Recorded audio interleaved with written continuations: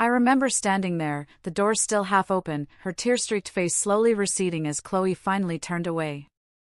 She clutched that same orange suitcase she'd walked out with 2 years earlier, a prop in a drama she'd written for herself. And in that moment, it wasn't triumph I felt, or even anger. It was a quiet, undeniable confirmation of everything I'd learned in the 2 years since she first left me. To truly understand why that moment felt so heavy with meaning, we need to go back. Back to a different Austin, Texas, a different me, and a different Chloe.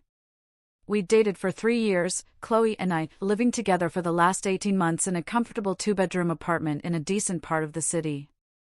I was Alex, then, a digital marketing manager pulling in about $78,000 a year.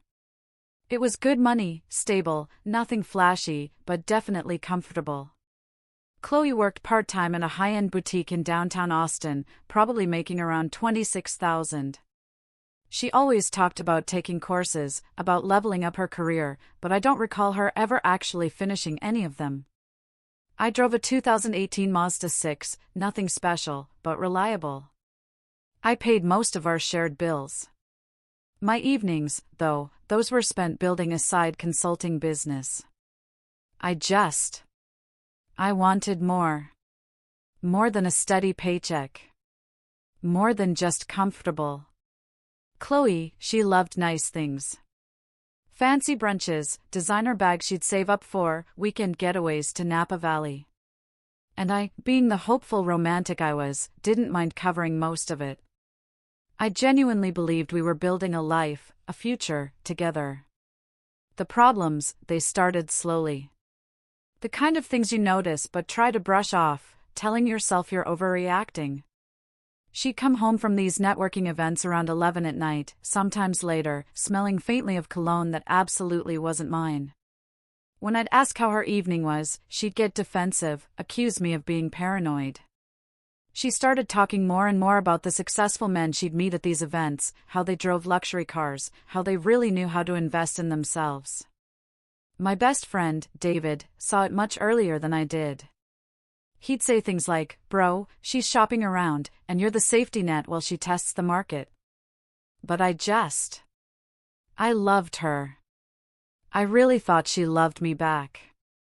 I was working 12, sometimes 14-hour days, balancing my job and the burgeoning side business, trying to build something real. And she'd complain that I wasn't present enough, that I was always working. Even though the money I was making paid for the exact lifestyle she seemed to desire. Then came the night everything changed. Honestly, looking back, I should have seen it coming. I got home around 8, after a client call, picking up Thai food on the way because I knew it was her favorite. I found her sitting at the kitchen table, a weird, formal energy about her, like she'd been rehearsing. Her hands were folded, her expression serious. And I just knew, before she even opened her mouth, that this was a planned conversation. She started with, "Alex, we need to talk." I set the takeout down on the counter, the smell of basil and curry suddenly unappetizing. I sat across from her. She launched into this whole speech about how she'd been doing a lot of thinking, how she felt we wanted different things from life. She said I was safe and stable, but she needed someone who matched her ambition, someone who could provide the lifestyle she deserved without her having to worry about money. Then came the line I will truly never forget. She looked me dead in the eye and said, "I think we're better as friends." Like she was doing me some massive favor. I sat there for a second, just processing. And a realization hit me, one that probably should have clicked months ago. She wasn't leaving me because we weren't compatible. She was leaving me because she'd found someone with more money, and she was trying to spin it into something noble. I could have argued. I could have begged her to reconsider. I could have promised to work less, or make more, or whatever she wanted to hear. But instead, I just said, calmly, "Okay. If that's what you want." She blinked at me, like I'd just spoken a foreign language. I watched her face shift, from serious to confused, then almost angry. She clearly expected me to fight for her, to break down, to give her that dramatic movie moment where the guy realizes what he's losing and desperately pleads. Instead, I simply asked her if she needed help packing or if she had somewhere to go that night. Completely calm, like we were discussing a work project. She told me she'd stay with a friend and come back for her stuff over the weekend. I said that was fine, I'd make sure I wasn't home so she could get everything without it being awkward. The confusion on her face deepened, turning into something else, frustration, maybe disappointment. I don't really know. She just grabbed her pre-packed suitcase from the bedroom and left, without another word.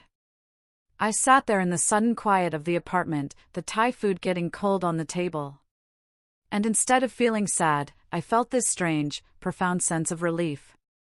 It was like I'd been carrying a massive weight I hadn't even realized was there until it was gone. That night, I opened a spreadsheet and meticulously calculated how much money I'd been spending on her every month, rent contributions, food, entertainment, trips, all of it. It came out to about $1,400. $1,400 that would now stay in my pocket. Money I could invest directly back into my business. The next morning, I woke up and went to work like nothing had happened. Honestly, nothing had really changed, except now I didn't have to pretend anymore. David called me around lunch, asking how I was doing. I just told him I was fine, which seemed to confuse him more than anything. He kept waiting for me to have some breakdown, to show up at his place drunk and angry, but it never came. Instead, I just threw myself into work, both my day job and my consulting venture. And within 2 weeks, I landed my first major client, a $15,000 project that would have been impossible to focus on if Chloe had still been around, constantly demanding my attention. I remember sitting at my desk after I closed that deal, looking at the contract, and thinking that losing her might genuinely be the best financial decision of my life, even if it wasn't one I'd made on purpose. She texted me a few times in those first weeks, asking how I was doing, saying she hoped we could still be friends, just like she'd suggested. I kept my responses short, polite, and completely devoid of emotional investment. "I'm good. Hope you're well," was about as much as she'd get. I could tell from how she kept trying to extend the conversations that this wasn't what she expected, either. David would show me her Instagram sometimes. Pictures of her at fancy restaurants, new designer bags, a new guy's arm around her shoulder in almost every third post. Clearly showing off her upgraded life. I didn't follow her anymore. Didn't check up on her. Didn't care.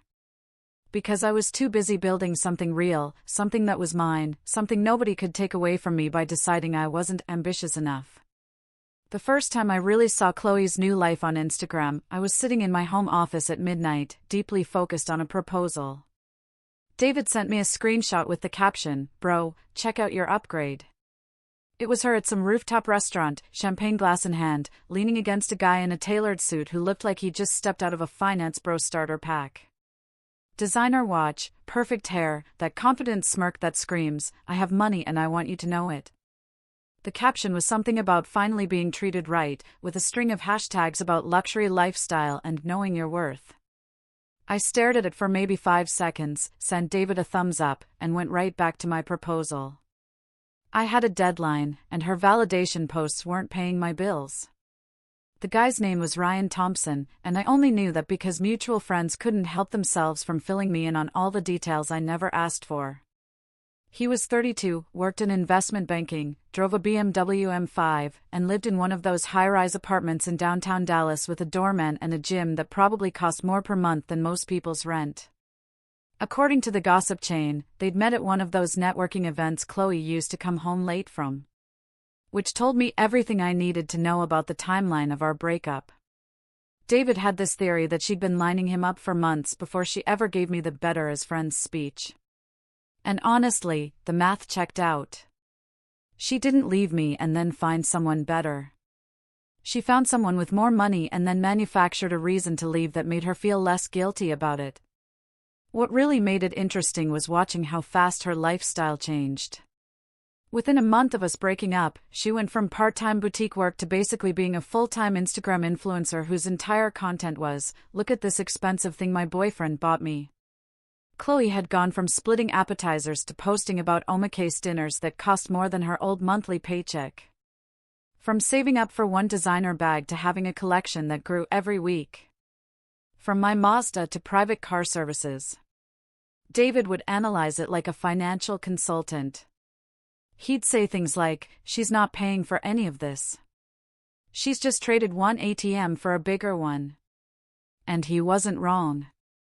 She'd found exactly what she said she wanted, someone who could provide that lifestyle without her having to think about money. And based on her posts, she was living her best life. Meanwhile, my side business was actually taking off in ways I hadn't expected. That $15,000 client turned into 3 more referrals. Suddenly, I was pulling in $8,000 to $12,000 per project on top of my salary. I was working insane hours, sometimes 14-hour days. But the difference was, nobody was complaining that I wasn't present enough, or that I prioritized work over spending money on expensive brunches. I had freedom for the first time in years. Freedom to build something without someone constantly measuring my worth against other men's bank accounts. My apartment stayed clean. My fridge had actual food instead of expensive takeout containers. And that $1,400 a month I wasn't spending on someone else's lifestyle? That was going straight into business investments and savings. About 3 months after the breakup, Chloe started reaching out again. But it was subtle at first, the kind of thing you could almost convince yourself was innocent. She'd send me texts late at night, saying she missed our conversations.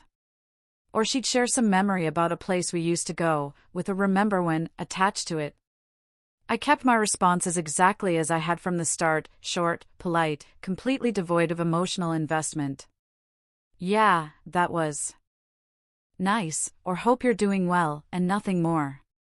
I wasn't being mean, I wasn't being cold. I was just treating her exactly like what she'd said she wanted to be, a friend.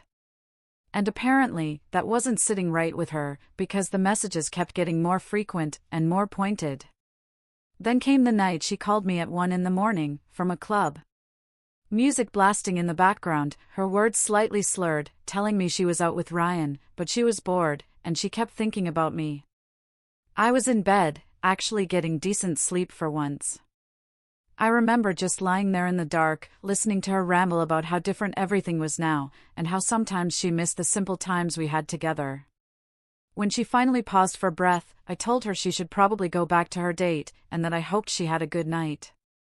Then I hung up before she could respond. David thought it was hilarious when I told him the next day. He said she was already realizing that money doesn't buy personality, and that Ryan probably bored her to death between transactions. The real shift happened around month 6 when I landed a contract that changed everything. A company wanted me to handle their entire digital marketing strategy, $80,000 upfront, plus bonuses tied to performance. And they wanted to discuss bringing me on retainer for the next year. I quit my day job 2 weeks later, moved to a better apartment in a nicer part of Austin. Suddenly, I wasn't the guy grinding in the shadows anymore. I was the guy other people in my industry were talking about. My income basically tripled overnight, and for the first time since the breakup, I actually felt like I was building the life I'd always wanted, instead of just surviving and trying to prove something to someone who didn't care. That's when Chloe started showing up places I'd go. It was too frequent to be coincidence. I'd be at a coffee shop I'd never been to before, and she'd walk in 10 minutes later, acting surprised to see me. Or I'd be at a networking event, and she'd appear with Ryan, making sure to stop by and chat like we were old friends catching up. She'd compliment my new watch, my new clothes, ask about work in a way that felt like she was fishing for information about how much I was making. Ryan would stand there, looking bored and checking his phone, while she found reasons to extend the conversation. And I'd keep everything surface level and polite before excusing myself to talk to literally anyone else. David started calling her a financial stalker. And honestly, it wasn't far off. The most obvious incident was when she somehow found out which gym I joined, and suddenly had a membership there, too. Showing up during the exact times I usually worked out. I'd see her on the treadmill, facing the weight section where I'd be, or she'd coincidentally need to use the machine right next to mine, always starting conversations about how crazy it was that we both ended up at the same place. After the third time in 1 week, I switched gyms entirely. Didn't tell anyone which one, and paid extra for a membership clear across town, just to avoid the awkwardness. When David asked why I switched, I told him the truth: she was hunting for proximity. I wasn't interested in being anyone's backup plan or curiosity. What really struck me during all of this was how transparent her motivations were becoming. She didn't miss me. She missed the version of me I was becoming, the version that had money and success, and could give her the validation she craved without her having to rely entirely on Ryan. I was supposed to stay the struggling guy, working too much and making too little. The safe backup option who'd always be there if things didn't work out with her upgrade. But instead, I'd actually upgraded myself. And that wasn't part of her plan. She wanted me to be stuck where she left me, so she could feel better about her choices. And the fact that I wasn't stuck, that I was actually thriving without her, seemed to bother her more than anything else about the situation. Then came the morning she showed up at my apartment with that suitcase. I had just finished a call with investors who wanted to put money into expanding my agency. We were talking about an $800,000 deal that would let me hire a team and scale operations nationally. I opened the door expecting a delivery, and found her standing there. Looking like she'd been crying, makeup smudged, hair pulled back in a messy bun, holding that same suitcase she'd walked out with 2 years earlier. She didn't ask if she could come in. She just started talking. Saying Ryan had broken up with her, that he'd called her too demanding and too high maintenance, and that she'd realized she'd made a horrible mistake leaving me. I stood in the doorway. Didn't move aside to let her in. I just listened while she went through what sounded like a rehearsed speech about second chances, and how money doesn't buy happiness. What she didn't know, what she couldn't have known because I'd kept my business growth relatively quiet on social media, was that I wasn't the same person she'd left anymore. I wasn't the guy making $78,000 a year, grinding on side projects in a modest apartment. I was running an agency projected to hit $3 million in revenue that year. I'd just put a down payment on a house, and I was seeing someone new. A woman named Sophia who ran her own successful consulting firm and didn't need me to fund her lifestyle. But Chloe was still operating on old information, still thinking I was probably single and struggling, and would be grateful she came back. And I could see it in the way she talked, like she was doing me a favor by giving me another shot. I was about to tell her this wasn't a good time, when my phone rang. I saw it was David calling, so I answered it right there in the doorway while she stood waiting. David was calling about meeting up later to celebrate the investor deal. And he was loud enough that I knew Chloe could hear him talking about the $800,000 and asking if I'd picked up the Mercedes yet, or if I was still driving the Mazda. I watched her face change in real time. Watched the recognition hit her that something fundamental had shifted since she'd last checked in on my life. When I hung up, she asked me directly if what David said was true. If my business was really worth that much now. And I told her honestly that it was doing well, better than I'd expected. The energy in the conversation changed immediately, like a switch had flipped in her brain. Suddenly, she wasn't the apologetic ex-girlfriend seeking forgiveness. She was practically vibrating with this manic energy, talking about how she'd always believed in me, and how she knew I'd be successful, and how we could be so good together now that we were both in better places. She started touching my arm, leaning in closer, saying things about how Ryan never really understood her the way I did, and how money didn't matter to her anymore because she'd learned what was really important. I just stood there, watching this performance. This complete transformation from sad and desperate to calculated and opportunistic. And I realized she hadn't learned anything at all. She hadn't learned that money doesn't matter. She just learned that I had more of it now. And that made me valuable again, in her eyes. I told her straight up that I appreciated her coming by, but I wasn't interested in revisiting what we had. That I'd moved on, and I was happy with where my life was now. She tried to argue, said I was being unfair, that everyone deserves a second chance, that she'd changed and grown and wasn't the same person who left. I pointed out that she'd shown up with a suitcase the same day Ryan dumped her. That if she'd really changed, she would have reached out months ago, when I was still in my old apartment, and not right after finding out about my success. She got defensive, her voice rising, saying I was twisting things and that she genuinely cared about me and this had nothing to do with money. So, I asked her directly, if I'd still been making $78,000 and driving the Mazda, would she be standing here right now with that suitcase? And she couldn't answer. She just stood there, opening and closing her mouth like she was trying to find words that wouldn't prove my point. That's when she started crying again. But this time, it felt different, more angry than sad. And she raised her voice enough that I noticed my neighbor across the hall peek out their door to see what was happening. She accused me of being cruel, of holding grudges, of never really loving her if I could just shut her out like this after everything we'd been through together. I stayed calm. I told her I wasn't shutting her out. I was just treating her exactly like what she'd asked to be 2 years ago, a friend. And friends don't move in together. Friends don't get back together after messy breakups. She actually laughed at that, this bitter sound, and said I was being petty and that I'd regret this when I realized how rare real connection was. I told her I'd found real connection with someone who didn't need me to prove my worth with a bank statement. And that seemed to be the final straw, because she grabbed her suitcase and told me I'd changed, and not in a good way. David showed up about 10 minutes after she left. I told him the whole story while we sat in my living room. He immediately pulled out his phone and showed me that he'd actually recorded part of the argument from the hallway because he'd arrived right when she started yelling and wanted evidence in case she tried to spin some story later. We watched it back, and it was almost surreal, seeing myself stay completely composed while she spiraled.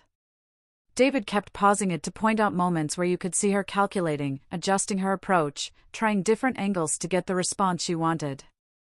He said I'd handled it perfectly, that some people only value you when they think you're valuable to others, and that Chloe had shown exactly who she was twice now. Once when she left, and once when she tried to come back. 6 months later, my business hit $3.2 million in revenue. I'd moved into my house, picked up a Mercedes E-Class, and Sophia and I were planning a trip to Europe together. I heard through mutual friends that Chloe had moved back in with her parents after burning through what little money she had, that she was working at a call center, and posting vague things on social media about finding herself and learning hard lessons. I didn't feel bad for her, and I didn't feel vindicated. I just felt grateful.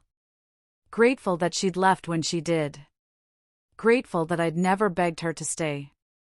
Grateful that sometimes the trash really does take itself out, and gives you the space to build something better than you ever could have with dead weight holding you back.